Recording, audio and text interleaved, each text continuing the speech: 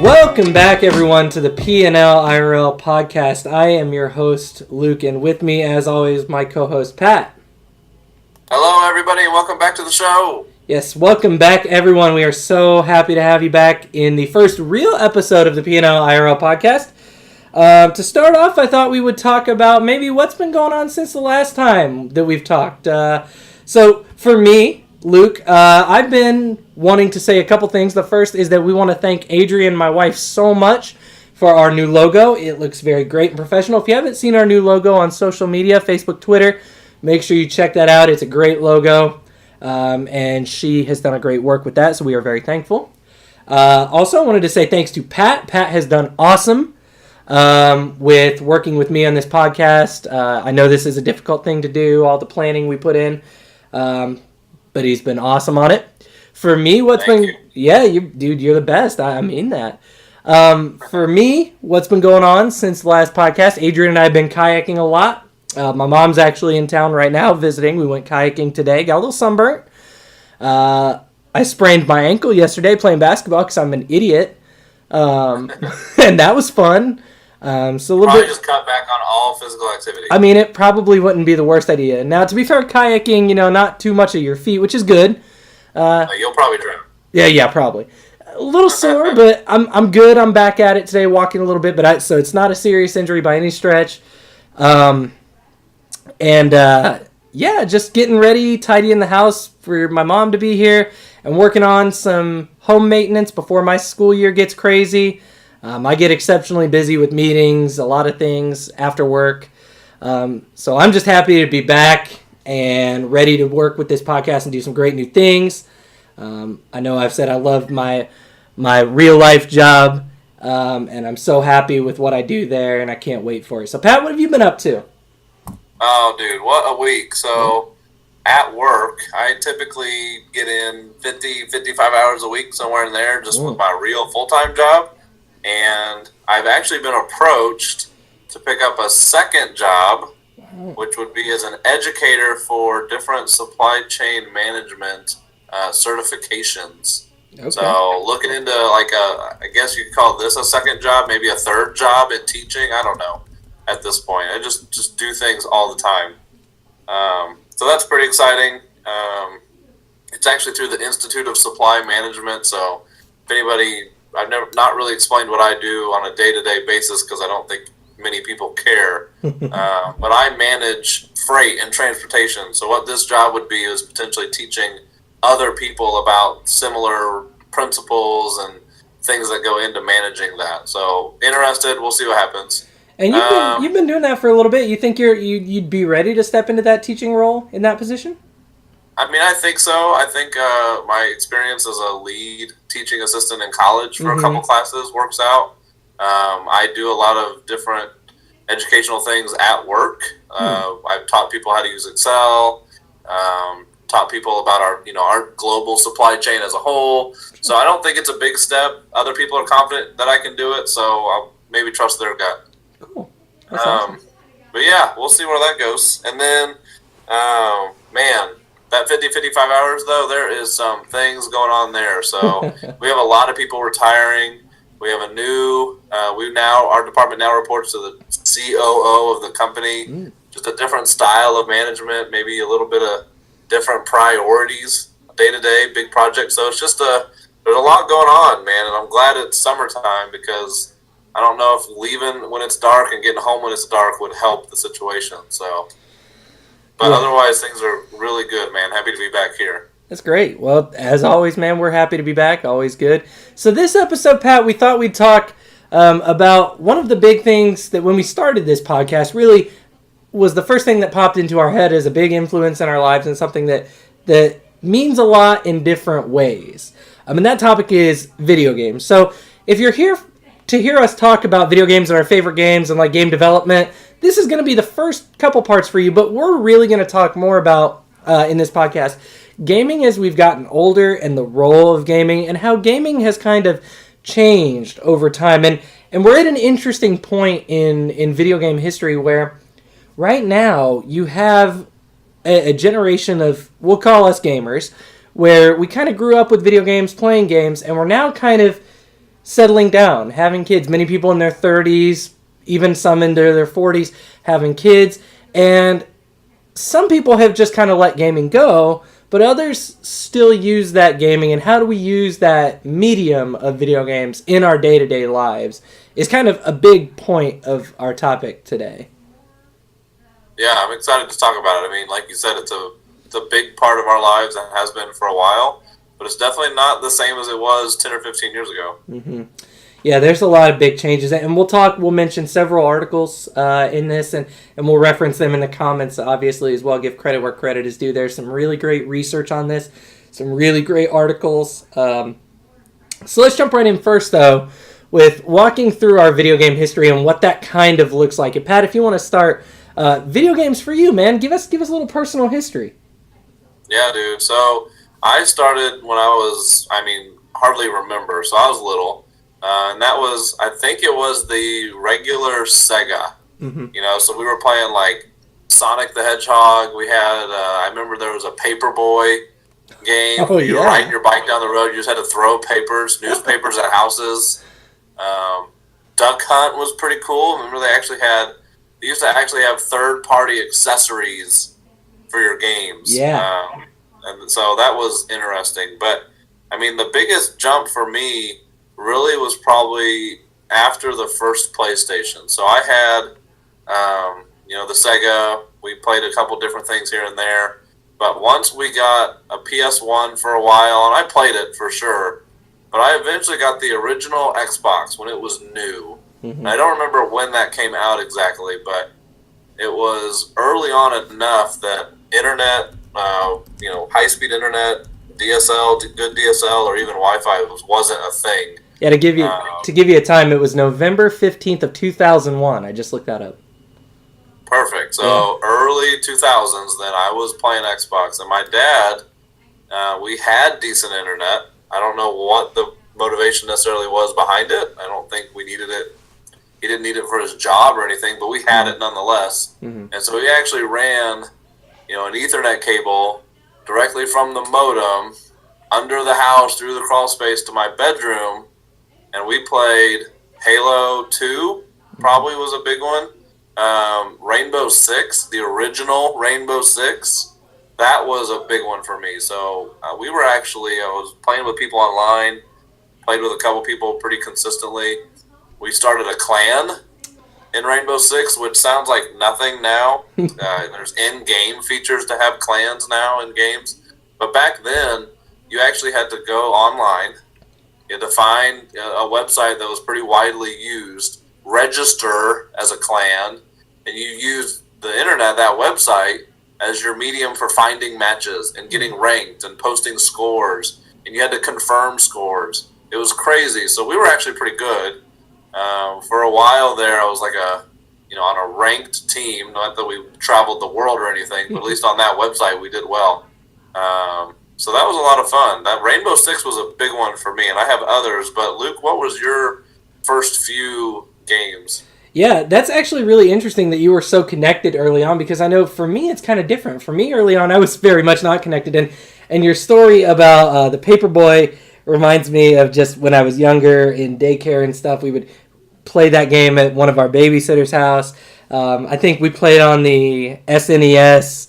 And though your point about Sony, the Sega, what was it?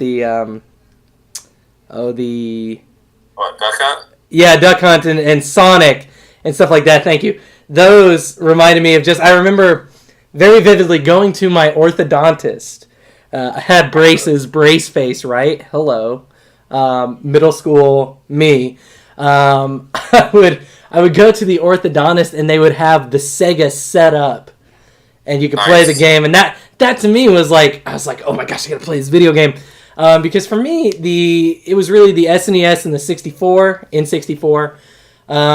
I remember watching one of my aunt's old boyfriends play through Super Mario World on the SNES. Dude was so good. He could get all the he could beat all the levels, get all the Star Road, the secrets. I played on the SNES. I played a lot of Super Mario World. Obviously, that game is a classic. It's great. Donkey Kong Country, any of those. On the N64, it was a lot of Madden. Indy Racing 2000 is a great racing game, which is why I'm probably still into racing games like Forza. Got Mario 64 Classic. I love watching that game. If you ever watch Speedrunners, AGDQ, SGDQ, Summer Games Done Quick, and Awesome Games Done Quick, they raise money for charity. They always speed run some of these classic games. It's amazing. Mario Kart Classic 1080 Snowboarding was a great game before SSX Tricky came out, which was also a great game. I was never super big into, I know a lot of people jumped into Zelda. Never got into Zelda. I know, is it... I feel like they're too much work. Yeah, and I know the new game on the, what's Nintendo's new console? On the Switch, right? It looks so amazing. Is it Breath of the Wild? Yeah. Is that what it is? Yes. It looks so amazing, and I know we have a friend between the two of us who's playing it right now, and we don't even see him anymore because he's so absorbed in this game. But I can't figure it out. I was big into Smash Bros. I didn't have the connectedness of the internet early on like you. It was all very much local multiplayer. Plug in the 4 controllers, and hopefully you're not the person who gets the Mad Catz controller that is the old, the off-brand. Pokemon Stadium, Pokemon Snap, big into Pokemon games, Game Boy. I was big into all those. Still, I get nostalgia every time I see, and I think that was a big reason for the success of Pokemon Go. It was just the nostalgia factor of that. Oh, by far. I mean, the main people that were playing it at first were people who were like, bro, I played Red and Blue. Get out of here. This game's for me. Yeah. And I think it's probably died down a little bit for sure. But some of the people I still know that play are those people that have always played similar games like that. Yeah, I re-downloaded it, and I tried to play some of the new updates. It's fun, but I live in an area where there's not a ton of Pokestops or whatever. So it's it's kind of hit and miss for me. But it is a cool game. It's a cool concept. I appreciate. And then maybe even that's something, the role of getting people out and interacting. Yeah, go ahead. No, I think, what I was going to say is that you have what it sounds like was quite the game library, whereas I had the connectivity. So I tended to play those games that you'd sink hours and hours and hours into, like the original multiplayer shooters. Or, we played the crap out of every Halo that ever came out. Oh, yeah. And I remember with the original Xbox, the original Halo, that you had to hook up. You had to take 4 Xboxes to a friend's house, and 4 TVs, and connect them together just so you could play each other competitively. I mean, that was the only way to do it. Those classic LAN parties where you'd grab some food, stay up all night and play, snipers only on Blood Gulch in the original Halo. That was a thing. Yeah, that's a way throwback, definitely. And you're right. I think that for me, the Xbox, and we'll stay on that. I had a PlayStation 1, 2, didn't play a ton of games on that. Played a game called Monster Rancher. That game was amazing just because you could take, this is an ancient artifact, those of you who may be listening. It's this thing called a compact disc. Not sure if you're aware, but Best Buy just is starting to phase them out now. They're no longer selling these things. But they were discs, and you could put music on them. And you could listen to your favorite artist's album. It was amazing. I remember when you could easily include music downloaded onto your Xbox. Yeah. And you could listen to that as the soundtrack for your game. Yeah. Yeah, that was actually pretty solid. It was kind of... Yeah, go ahead. A big game that I did that in was Project Gotham Racing. Oh, there's a game. Yeah. So the 360. Yeah. But we played PGR all the time, and I remember playing on that huge German, Nürburgring track, whatever that was. Yep. Where we would have one person would have the fastest car in the game, and another person would be in a Mini Cooper, and as a team, you had to be pushed through the course to win. That was the object of the game. So we would listen. I was listening to whatever music I wanted to listen to, playing with friends, and ridiculous games we had to make up ourselves, because games today have all of these predetermined, preformed, pre-built game modes, and they don't give you the option to be that creative. I mean, it's weird now that I can get on a game like Fortnite and have a playground mode. That's not been a thing for a while. So that's almost like a thing that's coming back. Yeah, that's something that, especially you've mentioned Halo, and I'm very big into the Halo series as well. Played them all. Have the Master Chief Collection. Love it, even though the build at the beginning was not great. But with Halo, that was something that it was a very story driven game. And then what you saw was, like you said, the community just kind of engaging and creating these game modes, if you want to call them that. I put that in air quotes, where they would do something. They only use warthogs, and everybody else only has the plasma gun, and you try to overcharge it and kill the warthog.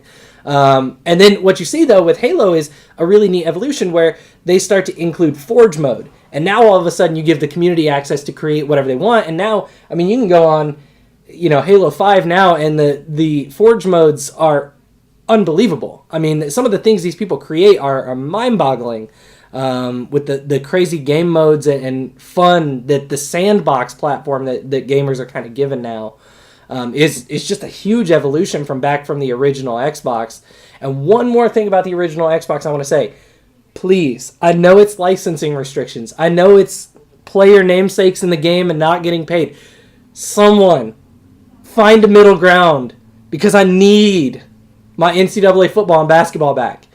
Those games were unreal. They were the best sports games. I loved, because, Pat, I love my Hoosiers, but I don't know that we're ever going to get to a national title in football. We could. I could be wrong. Basketball is more feasible. But football, I love them.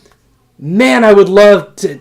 I love taking the Hoosiers through a season and winning the national championship with them. It was so much fun on the Xbox. So please, licensing, NCAA, whomever, that's something that we need to come to terms and work on, because those games were exceptional on the original Xbox. All comes down to money, man. It does. It really does. And I know there's arguments on both sides, and we won't get into that here. But those were games that were just so good. You had so many great games on the Xbox. Fusion Frenzy, Tony Hawk's Pro Skater, Midnight Club Racing Game, Morrowind, The Elder Scrolls. That's a way throwback. At least those are still a game. Yeah. These are, true. And NBA Street and NBA Blitz, holy cow. NBA Street, and then Blitz is obviously related more to the NFL. But just great games, man, on the Xbox. I remember there was an NFL Blitz where you had to pick a veteran, a rookie, and you could literally do steroids. Like, that was a thing in a game. That's insane. That's insane. I want to say, was licensed by the NFL, right? Because they had the team namesakes. I don't know, maybe not, but I think that one was. I think it was. So that's obviously a lot different. Very, very, very different. And that goes for a lot of things in today's world. But the one other thing I want to say about the original gaming in my life was we did it, and I did it at least, specifically for fun. Mm-hmm. So at that point in my life, it was just something to do that I enjoyed doing. Just like a lot of kids play video games today for that same reason. It's something they enjoy. It's something that they just pass the time with. So that was the same reason I was playing back then. Yeah, and I think we see that. I think that in some ways, the reason we game is similar. The reason we game are different. Fortnite is a game that's a very social game where people play together. There's a story, I feel like, in the one game mode. Is it the defend your base mode? But not in the battle royale mode per se. Yep. Was it protect the world?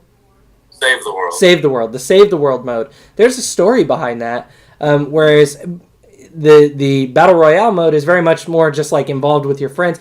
I think you're right, though. I think it's interesting how, some of us play games for the narrative, some of us play games for the social aspect, and many of us, like me and you, I think, play games for both, because we're both interested in games, like you have on your list, Dragon Age Inquisition. That is, I love the good story-based game. So I didn't play the original Dragon Age, but I played Dragon Age 2 on my 360. Mm-hmm. So when another version of that came out, BioWare as a company is a great storytelling company. Mm-hmm. Bethesda is a great storytelling company. So I love playing these competitive multiplayer games, but there's a lot of days where I want to get online. I don't want to talk to anybody.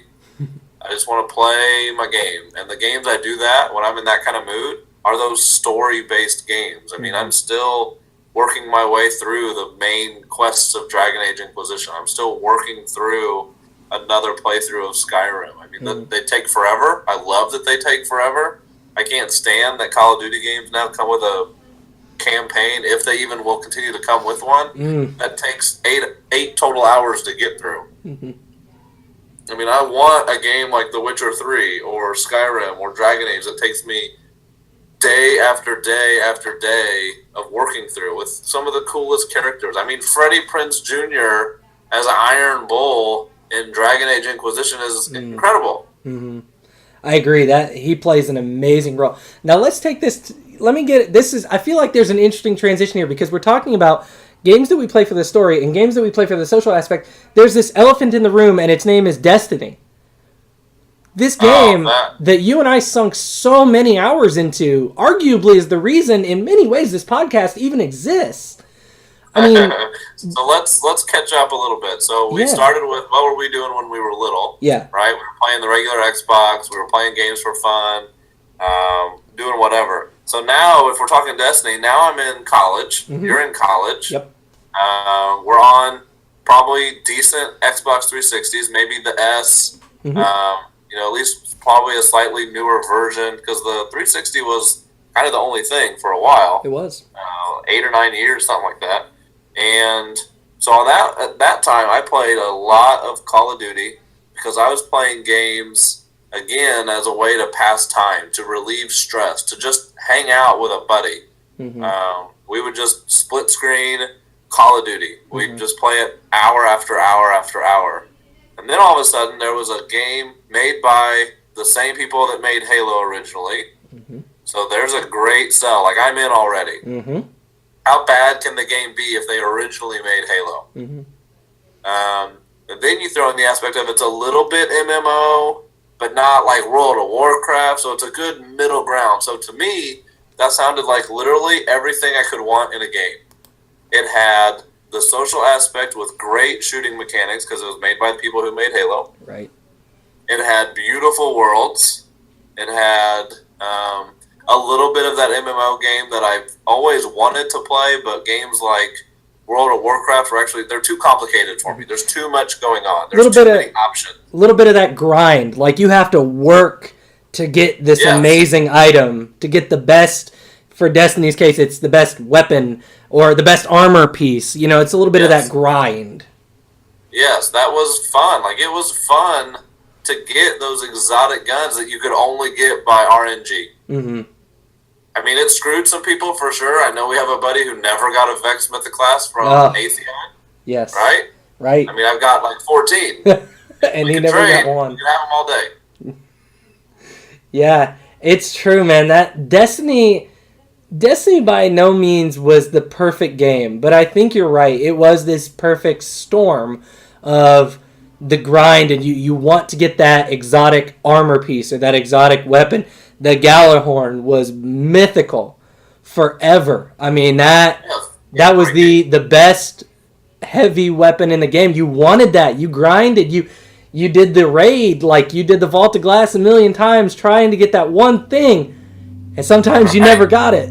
But you kept going. I had 3 characters. I did every raid 3 times a week. We did.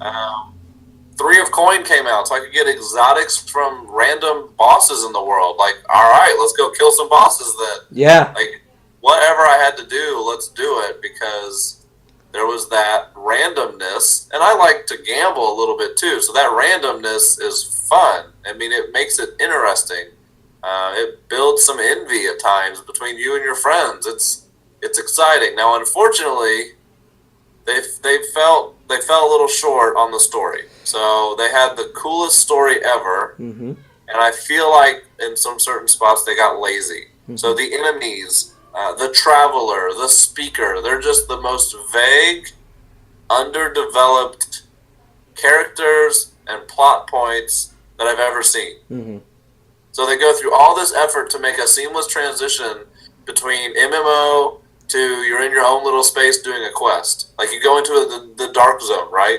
So that seamless transition between multiplayer and essentially single player, like, that's smooth. the game shooting mechanics are smooth, and they're like, oh, shoot, I forgot a story. Dang it. Oh, well, let's just go with it. Here's this thing called a grimoire. Yes, we're going to make you go to our app to figure out why you're killing this dude. Yeah. So that hurts. So now they're going to put out a book. Yeah. So this is where I get nervous that Activision knew all along what their plan was. And instead of putting that game in there, they're saying, guys, we can make them buy something else from us. Let's put it in a book. They'll probably give us $30 or $40 for it because there's going to be a lot of stuff in here. Yeah. So I almost feel like the people who created the grimoire were cheated out of it themselves, that it's now locked again behind a paywall.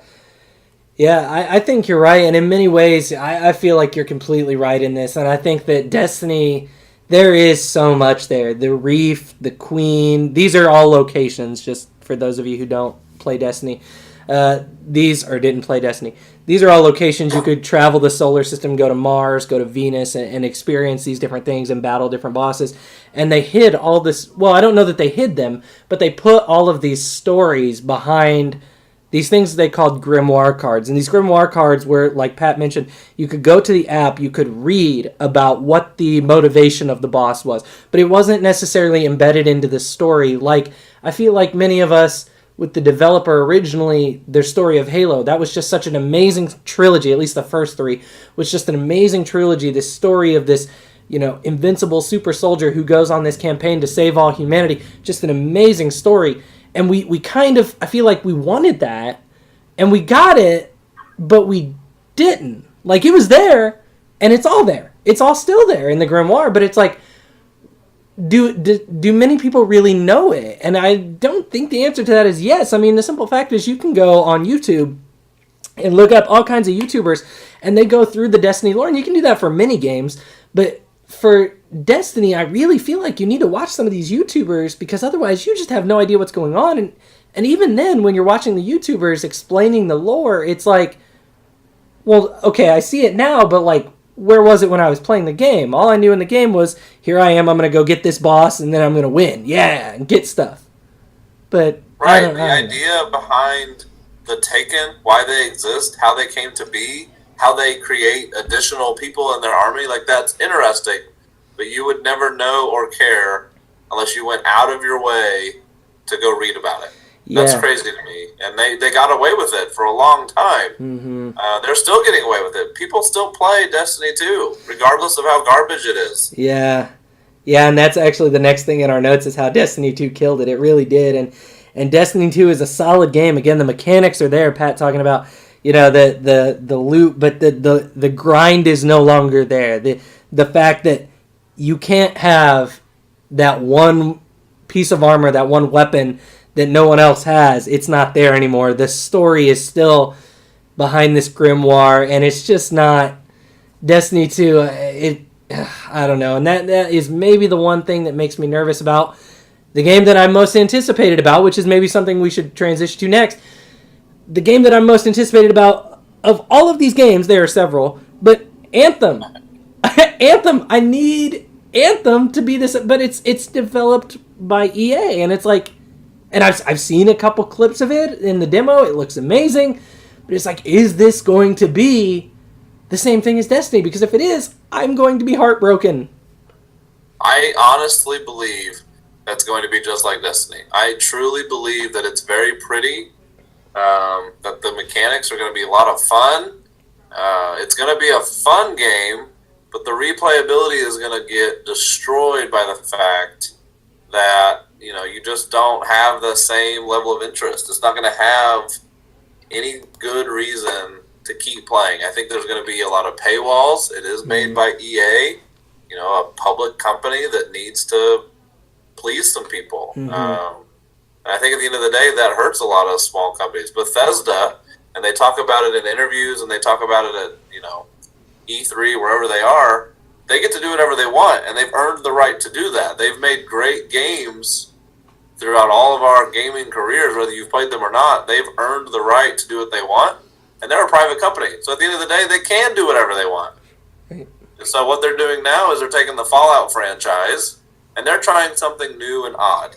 So I'm really looking forward to Fallout 76. I'm looking forward to their take on a survival-esque multiplayer game, because that's not something they've done. They don't do multiplayer games. That's just not even in their dictionary up until this point, and now we're getting it.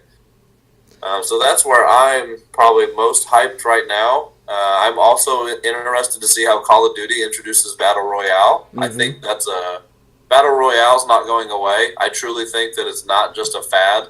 The idea that you could be the last man standing gets at the deepest things that we want as a human. We want to be better than everybody at something. That's true. And I think there's a human aspect, a psychological aspect to that mode that's going to keep people coming back. So games are going to keep introducing it, and I don't blame them. I feel like they have to. And I'm going to give the Destiny Forsaken DLC a chance. So the original Destiny, no matter how much we played it, it was flawed. The Taken King came out. It did cost some money.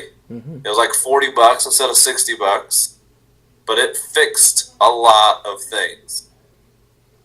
Forsaken is supposedly supposed to fix a lot of things. Unfortunately, and even as to our next notes, just gaming as an adult, I don't know if the fixes, I may not even have time to enjoy them. So this is the end of the first part of our podcast. Part 2 continues with a little bit of a discussion about DLC and gaming as an adult. So make sure you check out part 2 as well.